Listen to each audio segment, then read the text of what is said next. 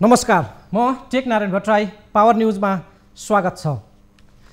नेता, उच्च तहका कर्मचारी, सुरक्षा निकायका हाकिमहरू, भिआइपीहरूका घर अगाडि सीसी क्यामेरा राख्नुपर्ने र उनीहरूले कोलाई भेट्छन् त्यसको निगरानी गर्नुपर्ने प्रस्ताव संसदीय समितिमा अघि सारिएको छ।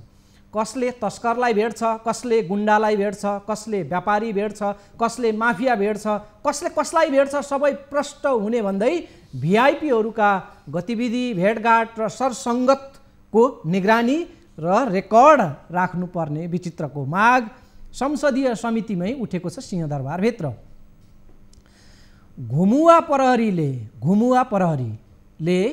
तस्कर र गुण्डाहरूले जस्तै पैसा असुल्ने धन्दा चलाएको दाबी सांसदले नै गरेका छन्। म अनुभवी र भुक्तभोगी हुँ भन्छन् सांसदहरू।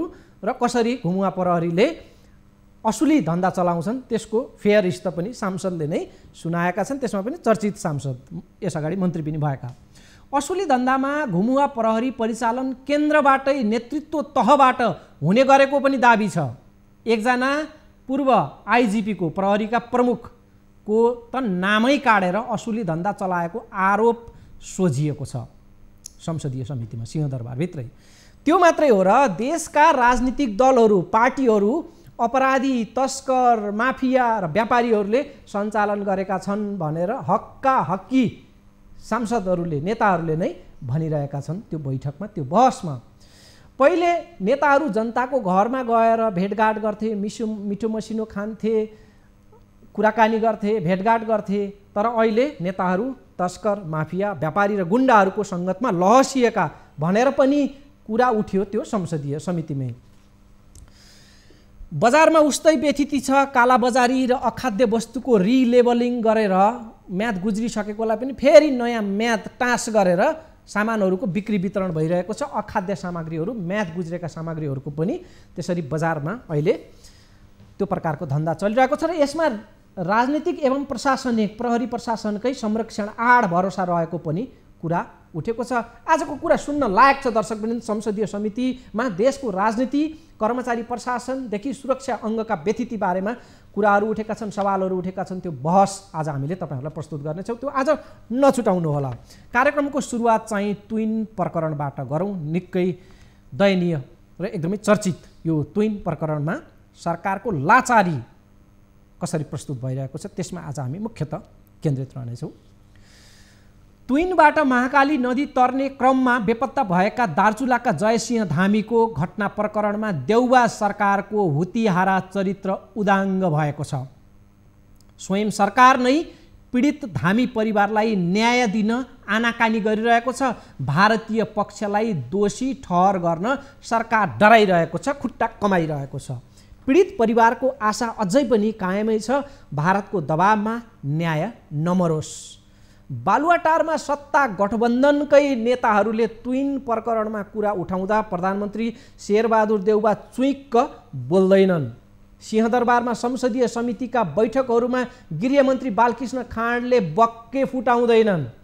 गृहमन्त्री खाँडले समितिको प्रतिवेदन नै आएको छैन, आएपछि त्यही नै सरकारको आधिकारिक धारणा हुनेछ, निष्कर्ष हुनेछ भन्दै टार्ने गरेका छन्। अहिलेसम्म टार्दै आएका छन्।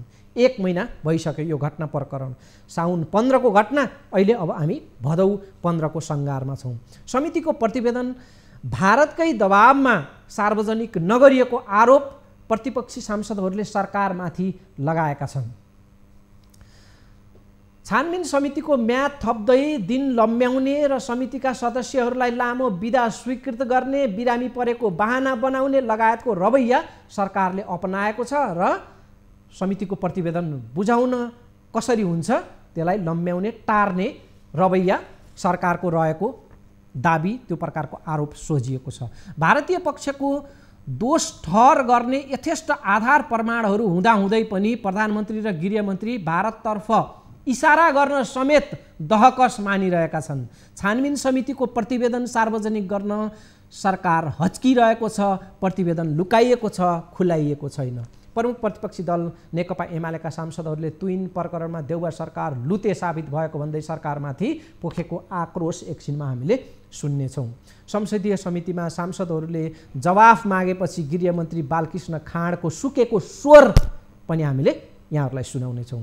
र बालुवाटारमा प्रधानमन्त्रीलाई सत्ता गठबन्धनकै नेताहरूले सवाल उठाउँदा चुइक्क नबोलेको त्यो दृष्टान्त उप पनि आज चर्चा गर्नेछौँ।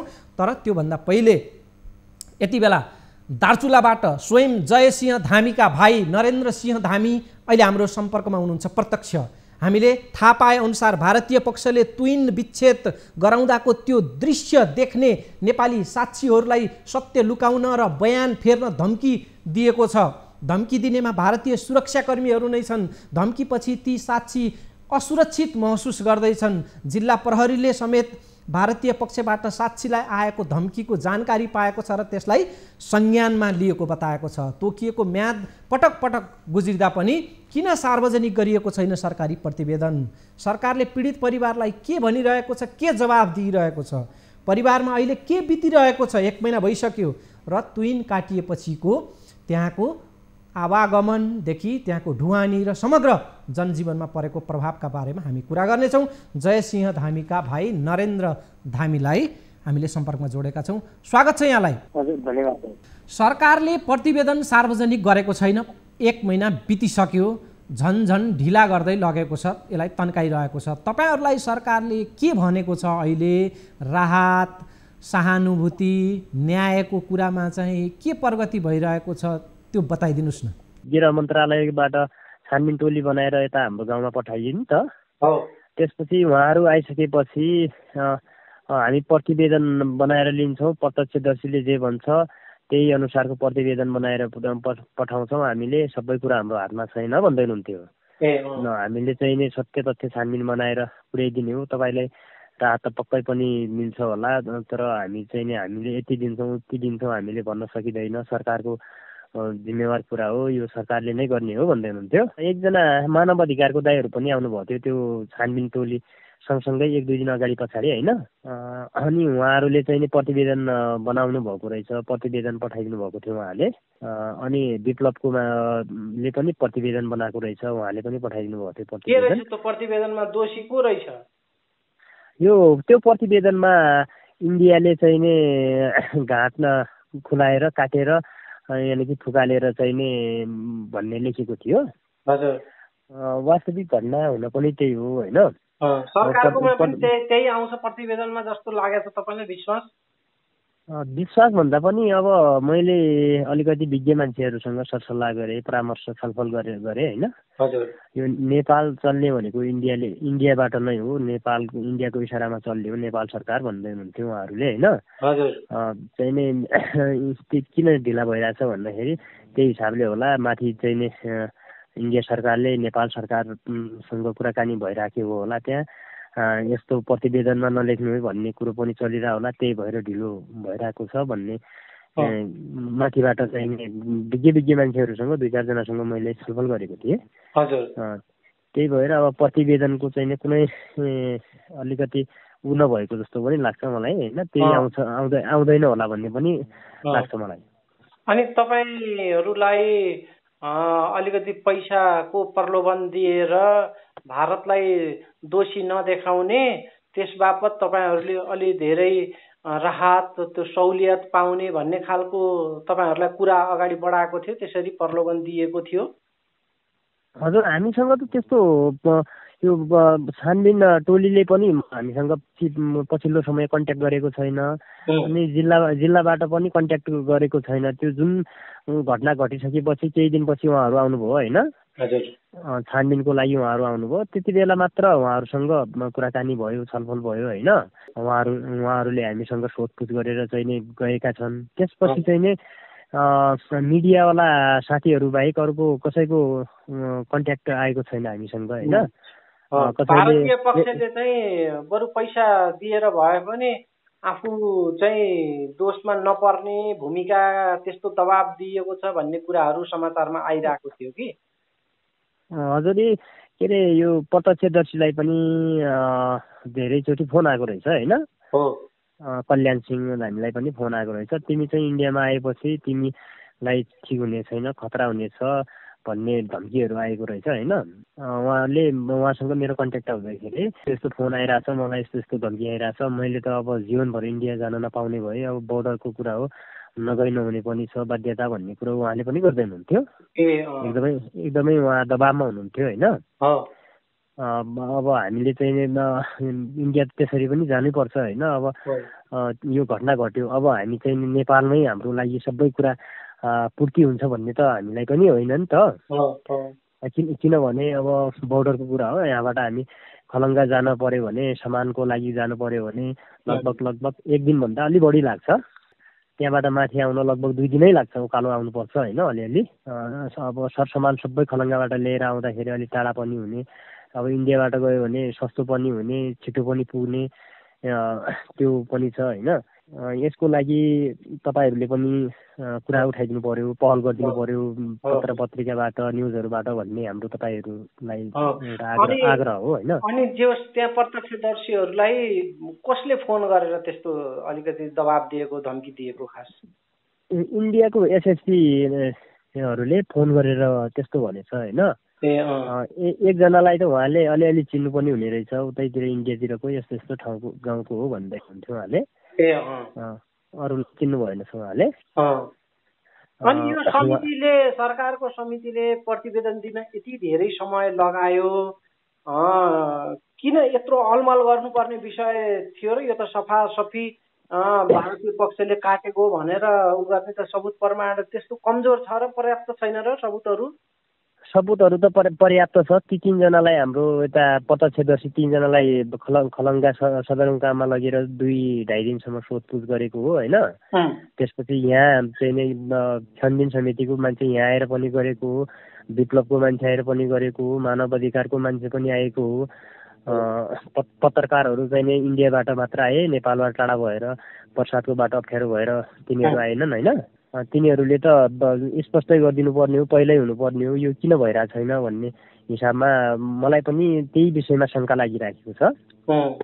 जुन इन्डिया सरकारबाट नेपाल सरकारलाई एकदमै दबाब होला होइन। अब दबाब भए पनि अब त्यो दबाबलाई चिरेर पनि अगाडि बढ्नु पर्यो होइन। जस्तै अब भनौँ न, अस्तितिर न्युजहरूमा मैले के सुनेको थिएँ भनेपछि एकजना गगन थापा दाइले सांसदमा बोल्दै भन्नुभएको थियो, इन्डियाको कुनै के अरे केरला कि कुन ठाउँमा चाहिँ नि इटालीको मान्छे मार्दाखेरि 12 वर्षसम्म इन्डिया लडेर चाहिँ नि क्षतिपूर्ति चाहिँ नि दिन लगायो। त्यस्तो प्रकारको सरकारको एउटा बन्नुपर्छ भन्ने हो हाम्रो भनाइ चाहिँ होइन। अब यसमा के हो भने, अब हामीले पहिल्यै पनि छानबिन समितिसँग पनि मैले स्पष्ट कुरा राखेको थिएँ होइन।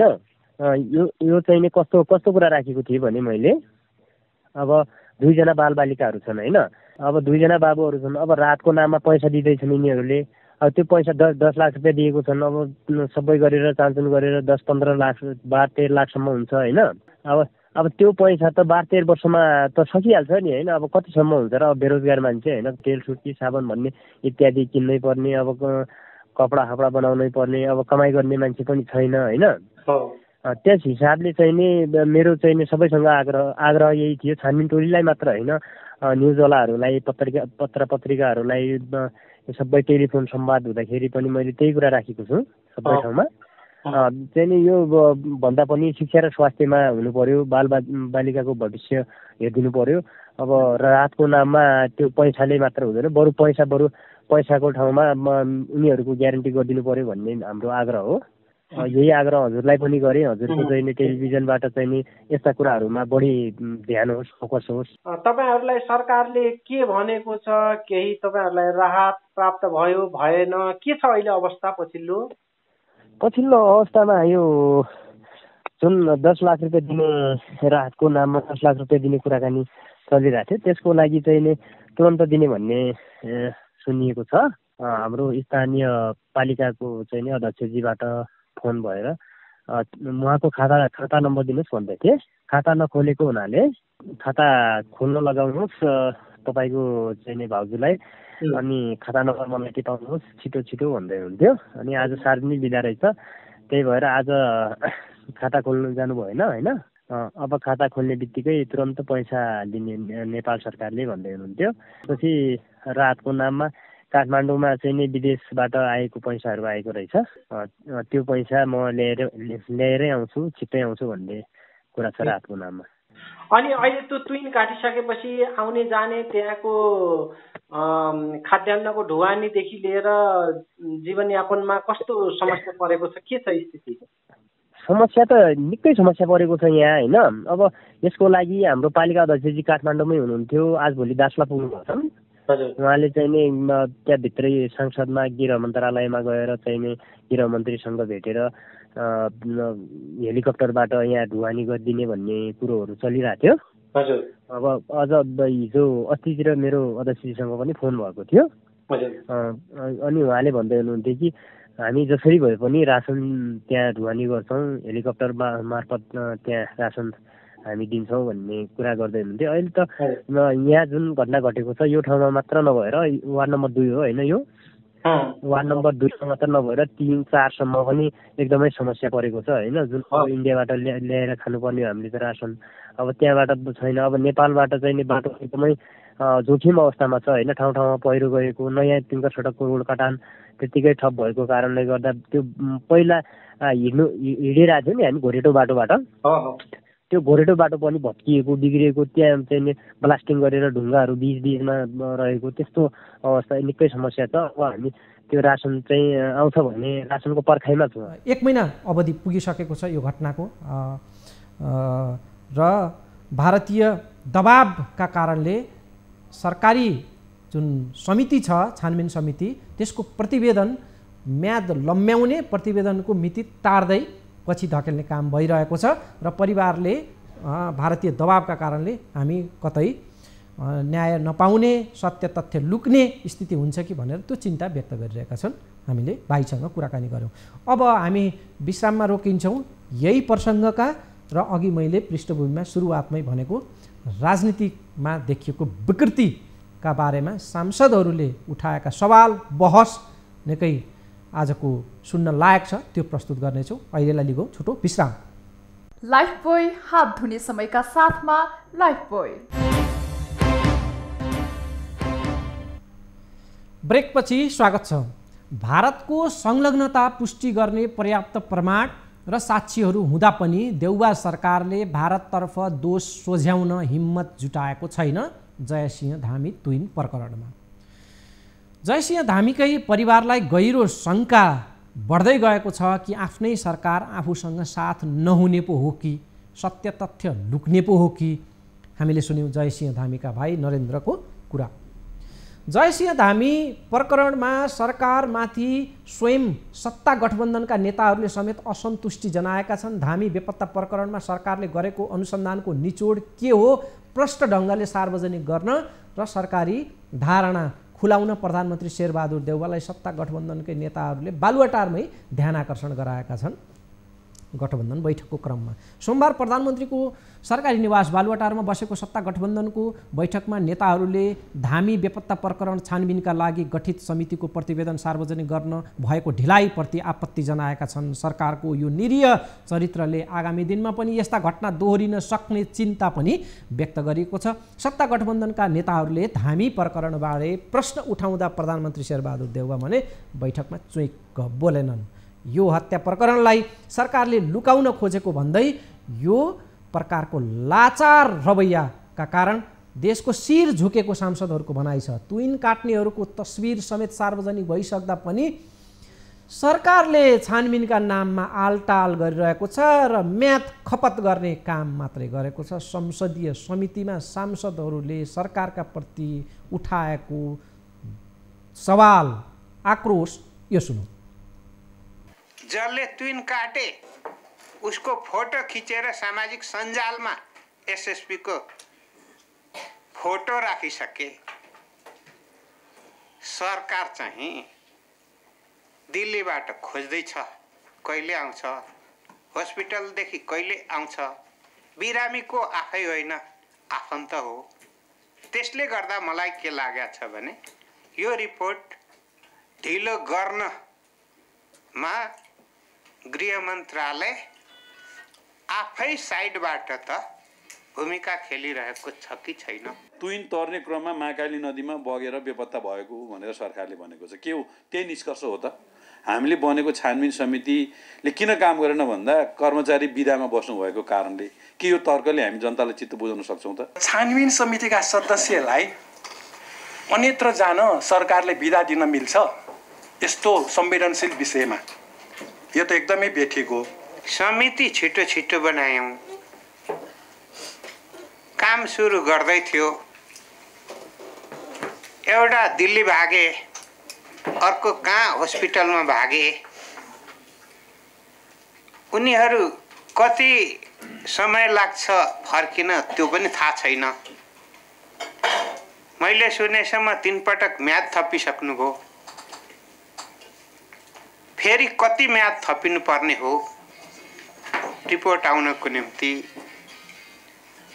विभिन्न संस्थाहरूले गएर आफ्नो रिपोर्ट सार्वजनिक गरिसके। जुन हत्या गरेको छ यतिका समयसम्म यो अपराधीलाई पत्ता नलाउने, अपराधीलाई के अरे पत्ता लगाउन नसक्ने यो कस्तो खालको शक्तिशाली अनि अपराधी रहेछ, यसको बारेमा हामी तत्काल यो सरकार त्यतातिर ध्यान दियोस्। प्रधानमन्त्री, मन्त्री, सांसद, सचिव, उच्च अधिकारीहरूको ध्यान तुइन विस्थापनतिर होइन, काठमाडौँमा कसरी घर जग्गा जोड्ने भन्नेतिर छ र आफ्नो ठाउँ चाहिँ विकास गर्नेतिर छैन।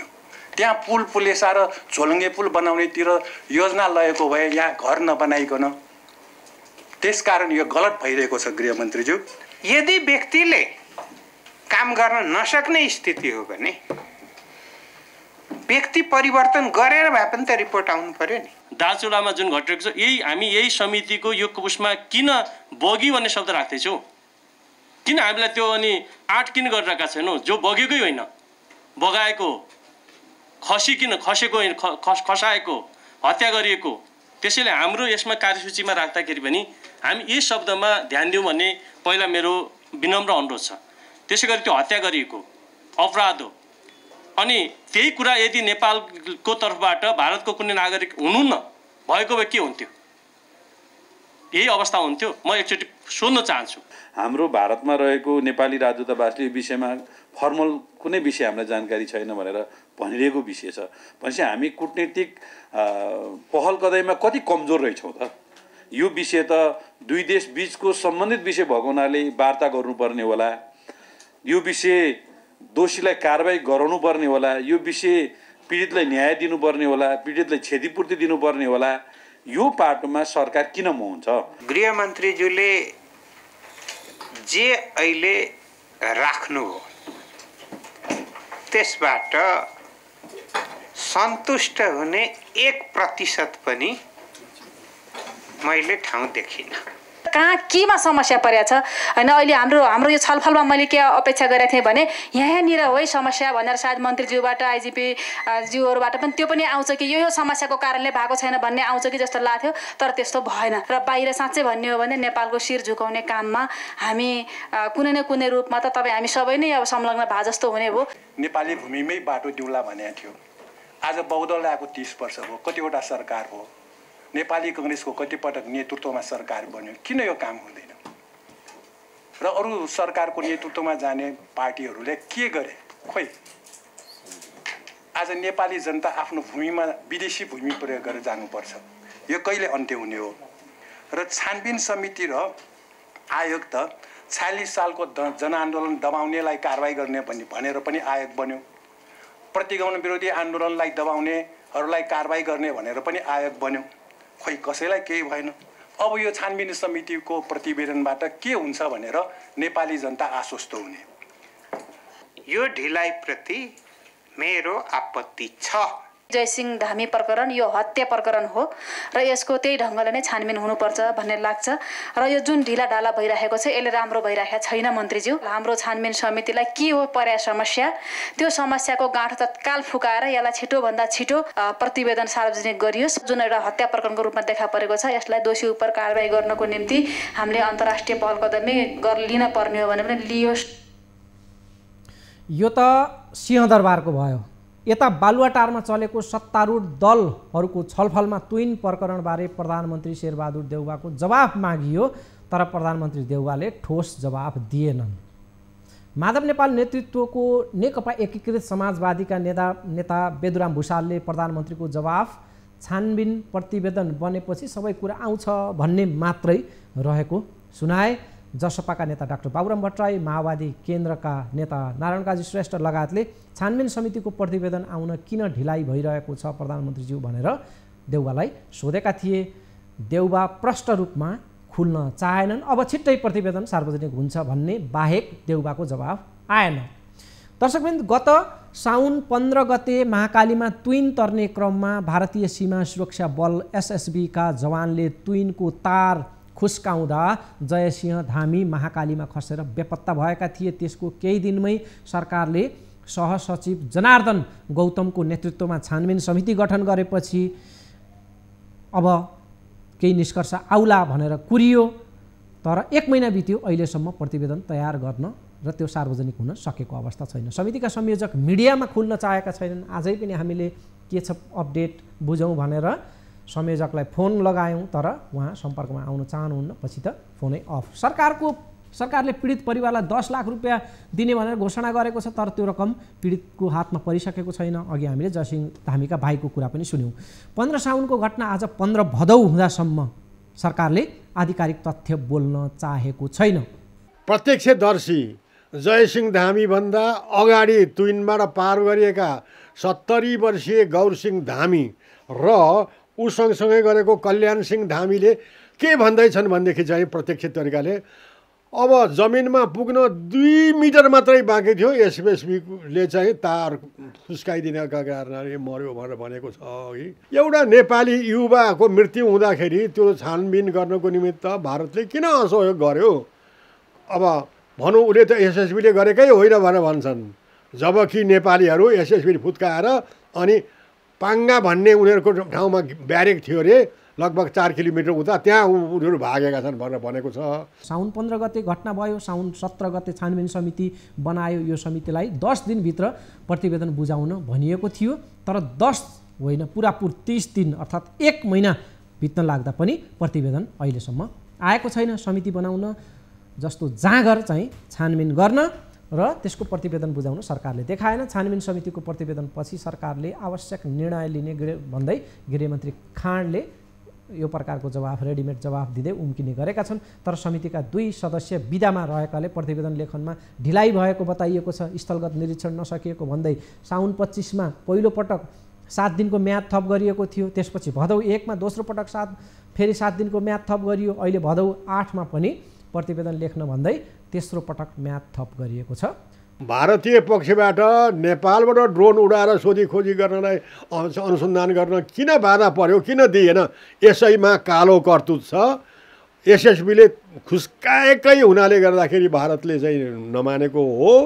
अब तथ्य कुरा प्रतिवेदनमा उल्लेख गरिएको छ, जसमा कि भारतीय एसएसबीले नै तुइन फस्काइदिएर नेपाली युवाको मृत्यु भयो भन्ने छ। तर अब यहाँ सरकारी पदाधिकारी इत्यादि पदाधिकारी चाहिँ अब यसरी प्रतिवेदन लेख्दाखेरि र नेपाल सरकारले यसो भन्दाखेरि चाहिँ नेपाल र भारतको सम्बन्ध कहीँ चिसो हुने हो कि भनेर भन्छ। यो सानो कुरो, एउटा तुइन नेपालीको ज्यान गयो, यो कुरोलाई लिएर नेपाल र भारतको सम्बन्ध तथ्य कुरो गर्दाखेरि नेपाल र भारतको सम्बन्ध बिग्रने पनि होइन। बनावटी कुरा गरेर भारतीय एसएसबीले फुस्काएको होइन भन्ने प्रतिवेदन दिँदाखेरि पनि नेपाल र भारतको सम्बन्ध वात्तै माथि प्रगाड हुने त होइन नि। अब त्यसकारण हाम्रो नेपाल सरकारले चाहिँ तथ्य कुरो नबोलिदिएका कारणले गर्दाखेरि यस्तो हो। भारत रिसाउला, आफ्नो पद गुम्ला, आफ्नो कुर्सी गुम्ला, आफूमाथि केही नराम्रो पर्ला भनेर पूर्व पदाधिकारीहरू पनि हच्कन्छन् र वर्तमान त हच्किने नै भयो। मलाई चाहिँ के लाग्छ भने हाम्रो नेपालको राष्ट्रियताको निमित्त, स्वाभिमानको निमित्त, एउटा नेपालीको ज्यान गएको कुरो र त्यसपछि भौगोलिक अखण्डताको कुरो इत्यादि गर्दाखेरि कुनै देश पनि रिसाउँदैन। हेर्नुहोस्, अब हाम्रो नेपाली बोल्न नसकेको मात्रै हो। गृहमन्त्री बालकृष्ण खाँडले के भने त्यो संक्षेपमा हामीले सुन्छौँ। त्यसपछि भिआइपीका घर अगाडि सीसीटीभी क्यामेरा राख्नुपर्ने माग संसदीय समितिमा उठेको छ। त्यो निकै रोचक छ, त्यो नछुटाउँ। त्यसमा हामी जानेछौँ। पहिले चाहिँ गृहमन्त्री बालकृष्ण खाँडको यो टालटुले जवाफ सुनौँ। झोलुङ्गे प्रहरलाई पनि तीव्र गतिमा निर्माण सम्पन्न गर्ने र तुइनलाई विस्थापित गर्ने क्रममा पनि अब सरकारी निकायहरूलाई निर्देशन गरिएको छ र त्यसमा तीव्रता आउँछ भन्ने नै चाहिँ हामीले विश्वास लिएका छौँ। र यो तुइनबाट आवतजावतमा अब असर परेका कारणले त्यहाँको आपूर्ति सिस्टममा पनि केही गम्भीर प्रभाव परेको छ, जस्तै औषधि खाद्यान्न। अब खास गरी यो मालघाटबाट पारी चाहिँ भारतीय भूभागमा गइसकेपछि त्यहाँबाट चाहिँ मोटरबाट हाम्रो दार्चुला हुँदै हाम्रो चाहिँ दार्चुला पुग्नको लागि 1.5 घन्टा लाग्दो रहेछ। तर यताबाट सोझै नेपाली भूमिबाट हिँड्दै जाँदाखेरि दिनभरि नै लाग्दो रहेछ क्या। त्यसले भएर अब नागरिकहरूले जोखिम लिएर पनि त्यो तुइन तरिरहेको अवस्था देखियो। त्यसले गर्दाखेरि नेपालबाटै जाने त्यो भूभागमा जाने बाटो बनाउने पनि तीव्रता गर्नुपर्ने र यो झोलुङ्गे पुल निर्माण पनि हामीले यो द्रुत गतिमै निर्माण सम्पन्न गर्नुपर्ने अवस्थाहरू छ। अब यो जयसिंह धामीको सन्दर्भमा त अहिले अब छानबिन समितिले छानबिन गरेको रिपोर्ट नबुझाइसकेका हुँदाखेरि अब त्यहाँको छानबिन गर्ने र रिपोर्ट बुझाउने क्रममै छानबिन समिति रहेको छ। गृहमन्त्रीको लगातार एउटै बयान छ कि छानबिन प्रतिवेदन नआउँदासम्म हामी केही बोल्न सक्दैनौँ। भारततर्फ सङ्केतमा इसारा गर्न पनि गृहमन्त्री अथवा यो सरकार इच्छुक छैन, त्यो प्रकारको मनोदशा देखिन्छ। अब संसदीय समितिमा नेताहरूले उठाएको बढ्दो राजनीतिक एवं राज्य संरक्षित अपराधको चर्चा संसदीय समितिमा उठेको छ, त्यसमा लागौँ। सिंहदरबारभित्र चलेको संसदीय समितिको बैठकमा नेपालका राजनीतिक दलहरू अपराधी व्यापारी माफियाहरूले चलाउने गरेको आरोप उठेको छ, गम्भीर प्रकारको आरोप। भिआइपीका घर अगाडि सीसीटीभी क्यामेरा राख्नुपर्ने र उनीहरूको गतिविधिलाई निगरानी राख्नुपर्ने, कोलाई भेट्छन् के गर्छन् त्यसको रेकर्ड राख्नुपर्ने पनि त्यहाँ कुरा उठेको छ। घुमुवा प्रहरी नै असुली धन्दामा संलग्न छन् भनिएको छ। नेताहरू जनताकोमा होइन व्यापारी र माफियाको सङ्गतमा लहसिएको पनि त्यहाँ उजागर भएको छ। सुनौ यो बहस। कालो बजारी भइरहेको छ, तस्करी भइरहेको छ। हुनु त समग्र नेपालका राजनीति अहिले पार्टीहरू अपराधीहरूले सञ्चालन गरेको छ, व्यापारीहरूले सञ्चालन गरेको। यसमा मलाई कुनै हिचकिचाट छैन, कुनै शङ्का छैन। कालाबजारी र रिलेभली कि आफै हुने हो। म सभापति मार्फत मन्त्रीजीलाई विशेष अनुरोध गर्न चाहन्छु, जुन पोलिटिसियन सिक्युरिटी फोर्सेस र स्मगलरको जुन नेक्सस छ त्यो ब्रेक हुन्छ। त्यसको लागि पोलिटिकल विल पावर चाहिन्छ, किनकि आज देश थिलो भइसकेको छ। चाहे जुनसुकै सेक्टरमा होस् कि तस्कर व्यापारी र पोलिटिसियनमा फरकै छैन र सिक्युरिटी फोर्स पनि त्यसमा समयको फाइदा उठाइरहेछ। आज हाम्रा नेताहरू जनताको घरमा भन्दा पनि व्यापारीको घरको अनि खाना मिठो लाग्छ। आज हामी जनताका दुःखका कुरा हामीले सुनाउँदा अनि सत्तामा बस्ने साथीहरूलाई अथवा सत्तामा रहने साथीहरूलाई हिजो मेरो पार्टीको मेरो सरकार हुँदा पनि हो बिजाउँछ, काँडा जस्तो हुन्छ। आइजी साहब हुनुहुन्छ, घुमुवा प्रहरी छ, के को लागि हो? उद्देश्य त बडा क्लियर छ कि इन्टेलिजेन्सको लागि, तर त्यसको कामै पैसा उठाउने हो। एकदम क्लियर। घुमिया प्रहरीको एकदम भन्नुहुन्छ भने प्रमाण एक होइन 100वटा प्रमाण त हामी नै दिन सक्छौँ। दोस्रो कुरा के हो भने जहाँ जुन जसको कम्युनिटी हुन्छ, म पहिलाका आइजी एकजना हुनुहुन्थ्यो सर्वेन्द्र खान नामै लिएर भन्छु, उहाँ मधेसमा सबै ठाउँमा मधेसी घुमुवा राख्नुभयो। किन? मधेसको जम्मै व्यापारी तस्करसम्म पैसा उठाउनलाई, र 10वटा व्यापारी त हामीलाई नि भने हो कम्तीमा। त्यस कारण व्यापारीले व्यापार गर्ने हो, आँट गर्छ। यदि राज्यले पोलिटिकल विल पावर भयो भने कुन व्यापारीको आँट छ कि गलत लेबलिङ गर्ने अथवा कालाबजारी गर्ने? यो मिलो मतमा हुन्छ, किन 13% माथि पुगाएपछि र अब नभए दिउँसो कालाबजारी गर्ने, राति गर्ने नेता भेटिहाल्ने। हाम्रो समाज कतातिर जाँदैछ? आज भ्रष्टीकरणतिर जाँदैछ। हाम्रो समाज कता जाँदैछ? आज माफियाहरू, बिचौलियाहरू, अपराधीहरूको चङ्गुलमा आज सिङ्गो समाज जाँदैछ। पुलिसको त म एउटा एक्सपर्टै तपाईँलाई बाहिर एक्सपर्ट हो। हामी पुलिसमा जागिर नखाएर तर नजागिर खाइकन पुलिसको बारेमा सबै कुरा ध्यान हामी राख्ने। प्रदेशको घुमा अलग्गै हुन्छ, उसकै आफ्नै मारामार, एसपीको घुमा आफै हुन्छ, फेरि कहीँ माथिबाट आइसाको घुमा भयो त्यो त झन् सबभन्दा सुपर हुन्छ। र त्यो घुमाहरूले जागिर पनि खानु पर्दैन, घुमेर पैसा असुलेर तागेर बस्छ। म त 10 जना घुमा मेरै क्षेत्रका चिनेको होला, तिनीहरू कहिले पनि जागिर खाएन, कहिले पनि वर्दी पनि लगाएन र सबभन्दा प्राइममा हुन्छ उही गएर बेलुका रक्सीको पनि व्यवस्था उही गर्ने, होटलको बिल पनि उसैले तिराइदिने, सबै व्यापारीलाई कनेक्सन त्यही गर्ने। यो प्रवृत्ति एकचोटि मलाई विनम्र आग्रह के साथ के भन्न चाहन्छु भने पुरै पुलिस फोर्सलाई मधेसको लागि पहाडमा गरिदिउँ, पहाडको लागि मधेसमा गरिदिउँ र घुमुवा जम्मै खारिज गरेर यदि इन्टेलिजेन्सको लागि छ भने नयाँ घुमुवा स्टार्ट गरौँ। 20 वर्षदेखि जुन घुमुवा अवस्था छ त्यसलाई अब छैन, त्यो पर्मानेन्ट ताजन त्यसलाई घुमुवाको नपनाऊ। मैले बारम्बार भन्छु जो हामी सार्वजनिक पदमा छौँ उसको घरको अगाडि सीसीटीभी राखौँ र डेली बुलेटिन जारी गरौँ को कस्तो मान्छे भेट्यो। त्यो बुलेटिन भएपछि अब क्लियर हुन्छ नि, आई साहबलाई को भेट्यो, प्रधानमन्त्रीलाई को भेट्यो, गृहमन्त्रीलाई को भेट्यो, या प्रधान न्यायाधीशलाई को भेट्यो, राष्ट्रपतिलाई के भेट्यो।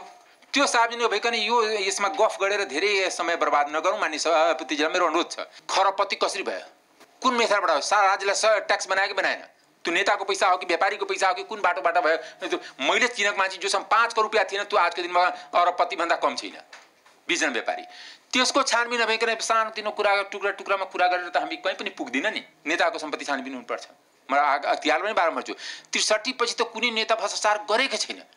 मैले बोले होइन, अख्तियारको प्रतिवेदन बोल्छु, हरेक सालको प्रतिवेदन कुनै पनि नेताको त्यसमा छैन, नाउँ छैन। गर्न त बेचारा 5,500 रुपियाँ लिने सिपाही हो, ट्राफिक पुलिसबाट लिने हो गल्ती, या 40 रुपियाँ 2 थरीको मात्र त्यो मुद्दा चलाउँछ। त्यस कारणले नियुक्ति प्रोसेस गलत छ, संवैधानिक नियुक्ति प्रोसेस गलत छ। गाडी जान दिँदैन, आउन दिँदैन, तर तस्कर रातारात आउँछ। जुन अहिले भर्खर मानिए देवेन्द्र कणेलजी उठाउनु भयो, मटर त नेपालमा जति जनसङ्ख्या छ उसको 50 गुणा बढी जनसङ्ख्याको लागि मटर आउँछ, सुपारी आउँछ, मरिच आउँछ। अनि र उताबाट पनि चिनीदेखि कपडादेखि किन तस्कर त हामी पनि चिनाउँछौँ नि, केमा आउँछ, नभए त कानमा पनि भन्छ हजुर यस्तो यस्तो हामी लाउँदैछु, फलानुलाई मिलाएको छु। दर्शकबिन, नेपालको राजनीतिक नेतृत्वको चरित्र, कर्मचारी प्रशासन, सुरक्षा अङ्ग, भिआइपीको चरित्र चित्रण स्वयं राजनीतिक कर्मीबाट सुन्यौँ। सिंहदरबारमा संसदीय समितिको बैठकमा चलेको बहस, नेपालको राजनीतिको एउटा छवि कस्तो छ, स्वयं नेताहरूको दृष्टिकोण। कार्यक्रमको निर्धारित समय सकिएको छ, अर्को अङ्कमा भेट्ने गरी बिदा हुन्छु। नमस्कार।